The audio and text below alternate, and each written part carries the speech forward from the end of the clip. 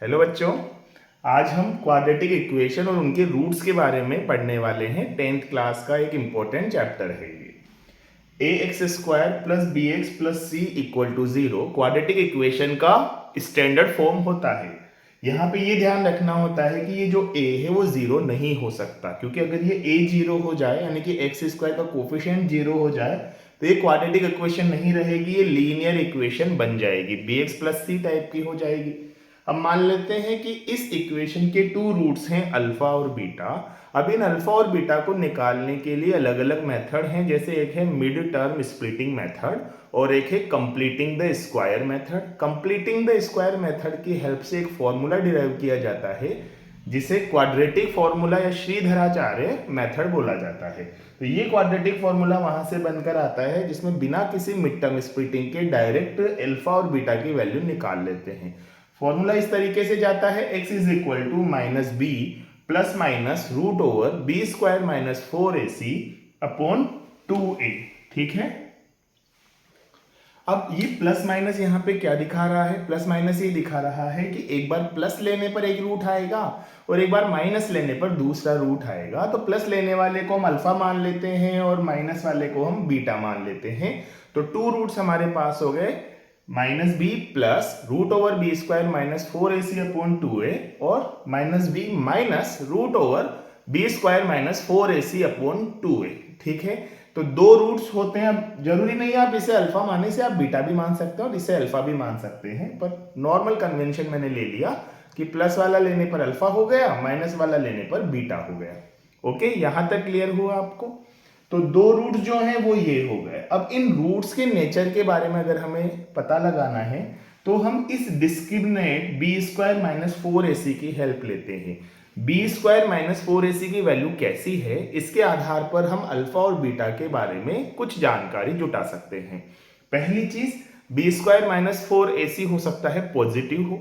दूसरी चीज, B square minus 4ac negative हो सकता है। और तीसरा, बी स्क्वायर माइनस 4ac 0 हो सकता है। तो सबसे पहले हम केस लेते हैं जब बी स्क्वायर माइनस 4ac 0 हो। अगर बी स्क्वायर माइनस 4ac 0 हो गया तो देखो ये वाला पोर्शन भी 0 हो गया और ये वाला पोर्शन भी 0 हो गया। तो यहां माइनस बी प्लस 0/2a आया और यहां माइनस बी माइनस 0/2a आया। दोनों ही केस में माइनस बी अपॉन 2a आया। तो अगर ये जो बी स्क्वायर माइनस 4ac है, इसे बहुत सी बार हम d कहते हैं, तो अगर d की वैल्यू 0 आ जाए, डिस्क्रिमिनेंट अगर ये 0 आ जाए, तो ये दोनों ही रूट सेम हो जाएंगे, रियल तो है ही। ठीक है, तो रियल और सेम रूट्स मिलते हैं। ठीक है, दूसरा केस, अगर d पॉजिटिव हो जाए ना, बी स्क्वायर माइनस 4ac को मैं d कंसीडर कर रहा हूं, अगर ये पॉजिटिव हो जाए तो इसमें एक बार आएगा minus B plus something upon 2a और यहां आएगा minus b minus something upon 2a। तो एक बार कुछ ऐड होकर डिवाइड हो रहा है और एक बार कुछ सब्ट्रैक्ट होकर डिवाइड हो रहा है, तो डेफिनेटली दो डिफरेंट नंबर हमें मिल रहे हैं और वो रियल भी हैं, क्योंकि अंडर रूट के अंदर अगर एक पॉजिटिव नंबर आएगा तो रियल नंबर ही मिलेगा। तो हम यहां पर कहेंगे real and distinct root. Distinct कह लो या डिफरेंट कह लो, एक ही बात है। ठीक है, तीसरा केस है अगर d नेगेटिव हो जाए। तो अगर d नेगेटिव हो जाएगा तो क्या होगा, ये जो बी स्क्वायर माइनस 4ac है वो नेगेटिव हो जाएगा और रूट के अंदर नेगेटिव आना मतलब इमेजिनरी नंबर बन जाना। तो अगर कभी भी d की वैल्यू नेगेटिव आ गई तो कोई रियल रूट नहीं होगा। दो रूट्स जो होने हैं वो बोथ रूट्स कैसे होंगे, इमेजिनरी रूट्स होंगे। और आगे जाकर इसके बारे में एक टर्म पढ़ोगे आप कि वो जो इमेजिनरी रूट्स हैं वो एक दूसरे के कॉम्प्लेक्स कॉन्जुगेट होंगे।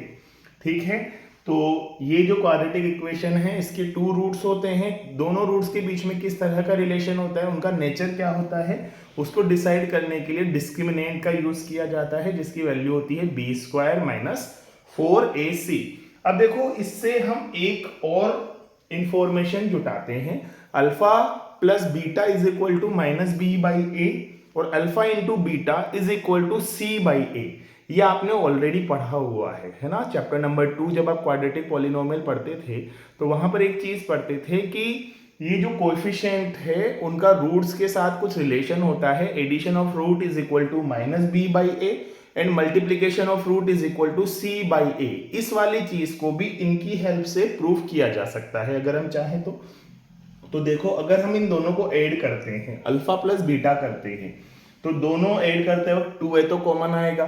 इधर क्या बनेगा, देखो मैं बना के बताता हूं आपको।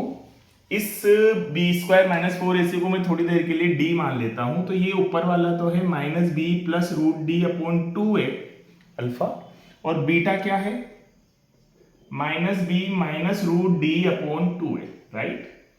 2 एलसीएम लेंगे, 2 एलसीएम लेने के बाद ऊपर बनेगा minus B plus root D minus b minus root D, तो रूट डी से रूट डी कट गया ना, फिर माइनस से माइनस 2b अपॉन 2a, तो ये बन जाएगा माइनस बी अपॉन ए। तो alpha plus beta equal to minus B by A आता है, वो इस वाली जगह पे अपन देख सकते हैं। और इसी तरह से product of root will be equal to C by A. इस वाली चीज को अगर हम करना चाहें तो हमें यहाँ प्लस की जगह मल्टीप्लाई का साइन लगाना होगा, राइट। ऐसा होने पर नीचे तो बनेगा 4a स्क्वायर, क्योंकि 2a multiplied by 2a 4a square हो जाएगा। इधर देखो, अगर यहाँ माइनस कॉमन ले लें तो ये रूट डी प्लस बी बनेगा, और ये बन रहा है रूट डी माइनस बी। तो ये formula a plus b a minus b वाला हो गया, a square minus b square, तो माइनस कॉमन लिया था वो बाहर आ गया। Root D plus b root D minus b, तो हो गया रूट डी का square D minus b square, correct. अब d की वैल्यू क्या होती है, बी स्क्वायर माइनस 4ac, और माइनस बी स्क्वायर और है तो बी स्क्वायर से बी स्क्वायर कट गया, तो बच गया माइनस 4ac, अंदर एक माइनस बाहर है तो हो गया प्लस 4ac। प्लस 4ac को अगर आप 4a स्क्वायर से डिवाइड करेंगे तो आपका बनेगा c अपॉन a। तो इस तरीके से हम ये कह सकते हैं कि प्रोडक्ट ऑफ रूट होता है c अपॉन a और एडिशन ऑफ रूट होता है minus b upon a. Nature of root के बारे में आप ऑलरेडी समझ चुके हो कि अगर डिस्क्रिमिनेंट जो कि बी स्क्वायर माइनस 4ac है, अगर वो जीरो है तो दो रियल सेम रूट मिलेंगे, अगर d पॉजिटिव है तो दो रियल और डिफरेंट रूट मिलेंगे, और अगर d नेगेटिव है तो इमेजिनरी रूट मिलेंगे। अगर इनको आप ग्राफ पे डिनोट करना चाहें तो आप ये समझें कि जैसे मान लीजिए थोड़ी देर के लिए अगर a पॉजिटिव है, जो x स्क्वायर का कोफिशिएंट है वो a है, वो अगर पॉजिटिव है तो पैराबोला तो बनना ही है। क्वाड्रेटिक इक्वेशन का ग्राफ हमेशा पैराबोला बनता है। पैराबोला अपवर्ड भी बन सकता है और पैराबोला डाउनवर्ड भी बन सकता है। पैराबोला अपवर्ड तब बनेगा जब a की वैल्यू पॉजिटिव हो, और पैराबोला डाउनवर्ड तब बनेगा जब a की वैल्यू नेगेटिव हो।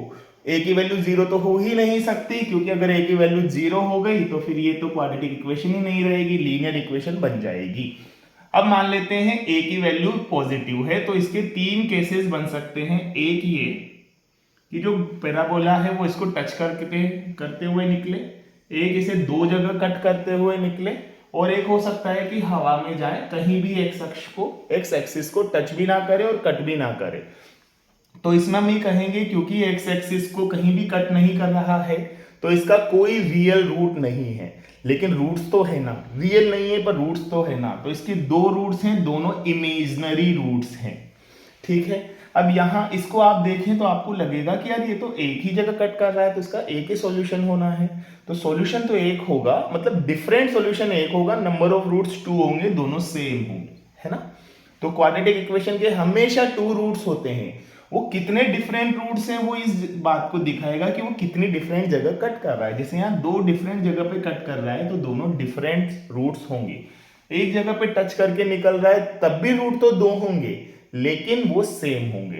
कहीं भी कट नहीं कर रहा तब भी रूट तो 2 होंगे लेकिन वो रियल नहीं होंगे, वो इमेजिनरी होंगे, है ना। और इसी जगह अगर a नेगेटिव होता तो फिर ग्राफ रिवर्स में बनते, ऐसे बनते।